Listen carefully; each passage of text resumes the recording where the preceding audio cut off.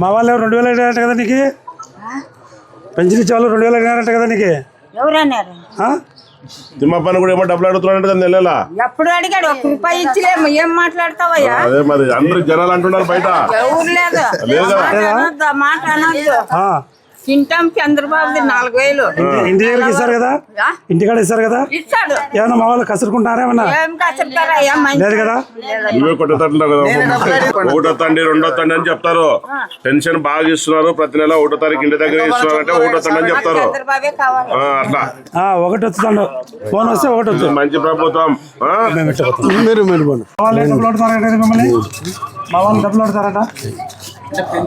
Pension ఇచ్చినప్పుడు డబ్బులు అడుగుతున్నారా లేదా? ఐవీఆర్ఎస్ కాల్స్ వస్తున్నాయి స్వామి. ఫోన్లు వస్తున్నాయా? ఫోన్లు వస్తున్నాయి లేదా? ఫోన్లు మీ ఇంటి దగ్గర పెన్షన్ ఇస్తున్నారా? ఏమైనా డబ్బులు ఉంటే పడేస్తారా? వాళ్ళ బిహేవియర్ అంటే కసురుకుంటారా, గద్దిస్తారా, మిమ్మల్ని తిడతాడారా? ఇట్లాంటి ఫోన్లు వస్తాయి. మీకు కరెక్ట్ ఇస్తున్నారా లేదా అని చెప్పు, బాగా గట్టి చెప్పు. చదువుకున్నాడు. ఇప్పుడు నేను చెప్పంటే అవునంటే 1 నొక్కు, కాదంటే 2 నొక్కు, అంతే. కరెక్ట్ టైం వస్తుంది సార్. వృద్ధాప్య పెన్షనా ఎంత వస్తుందమ్మా? 4000 ఇస్తున్నా.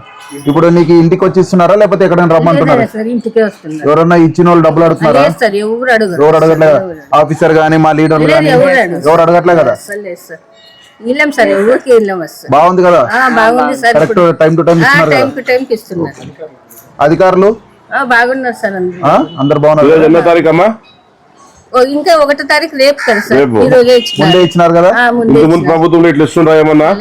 ఓ రోజు ముందే బ్యాంక్ హాలిడే ఉన్నా, పండుగ ఉన్నా, లేదా ఏమన్నా సందర్భం ఉన్నా, ఆదివారం ఉన్నా ఓ రోజు ముందే ఇస్తుండీ రాష్ట్ర ప్రభుత్వం.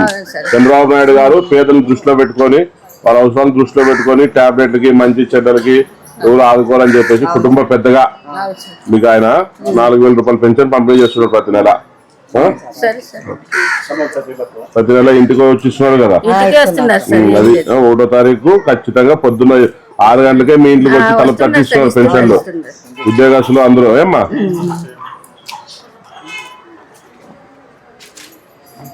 గవర్నమెంట్ వచ్చింది కదా, గతంలో జగన్ గవర్నమెంట్ ఉన్నప్పుడు ఇల్లు అంటే సచివాలయాల వాలంటీర్లు పెట్టి ఇస్తుండ్రి.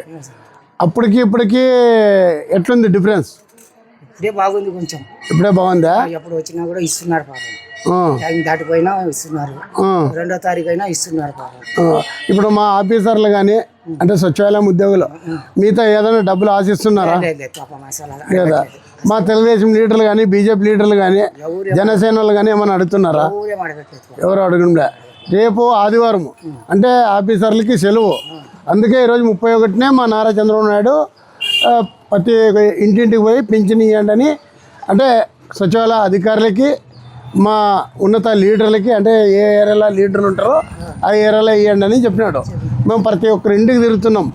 ఆ ఉద్దేశపరంగా మిమ్మల్ని మా ఆఫీసర్లు కానీ ఎవరైనా కానీ అడుగుతున్నారని అడుగుతున్నాం. గతంలోన జగన్ గవర్నమెంటు 1000 రూపాయలు పెంచాక 5 ఏళ్ళు చేశా, 250.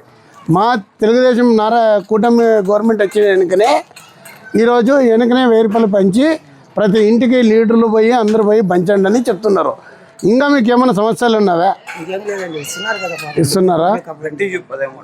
చెప్పినా కదా సార్, ఇప్పుడు ఏమో సమస్యలు ఏం లేవు.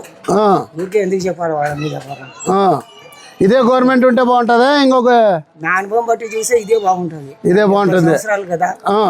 ఎవరు ఉన్నా కానీ నేను చూస్తున్నా, ఇదే బాగుంది ఇప్పుడు. ఇదే బాగుందా?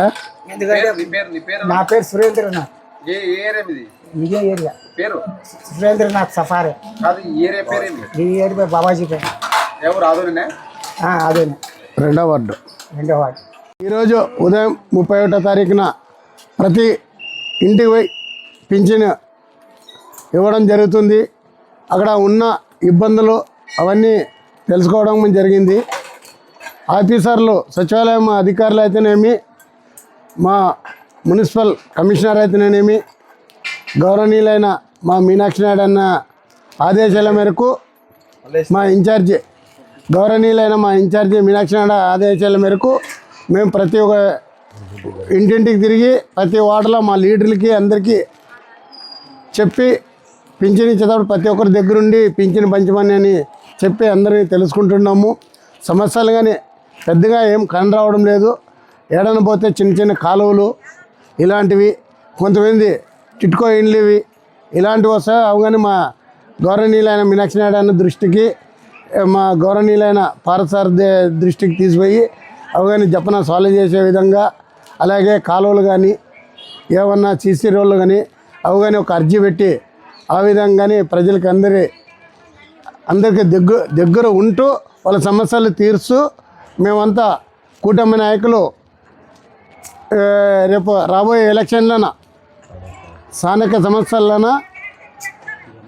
ఘన విజయం సాధించి 42కి 42 సాధించుకుంటాము. మా కూటమి నాయకులలో ఐకమత్యమయ్యి చేసుకుంటామని ఈ సందర్భంగా చెప్తున్నాం సోషల్ మీడియాకి. ఉమాపతన్న, మా మారుతి నాయుడు, మా వెంకటేష్ చౌదరి, మా లక్ష్మీనారాయణ, మాల లక్ష్మీనారాయణ రాష్ట్ర ఎస్సీ సెక్రటరీ, వీళ్ళందరికీ మా 2వ వార్డుకి వచ్చినందుకు మా కమిషనర్ గారికి వీళ్ళందరికీ నా ఒక ధన్యవాదాలు తెలుపుకుంటూ, వాళ్ళందరినీ ఇంకొకసారి కానీ మా ఏరియాలో ఏమైనా సమస్యలు ఉంటే పై దృష్టి తీసిపోయి కానీ తీరాల్సాలని మా కమిషనర్కి అందరికీ వేడుకుంటున్నాం. నా పేరు బి తిమ్మప్ప, టీడీపీ పట్టణ అధ్యక్షుడు. రెడ్డి మొన్న వాళ్ళ మీటింగ్లోన అంటే మా పాలన గురించి ఆయన చెప్పడం జరిగింది.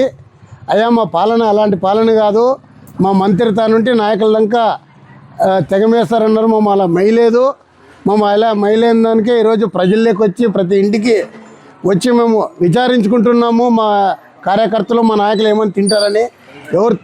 ఎవరు తినడం లేదంటున్నారు.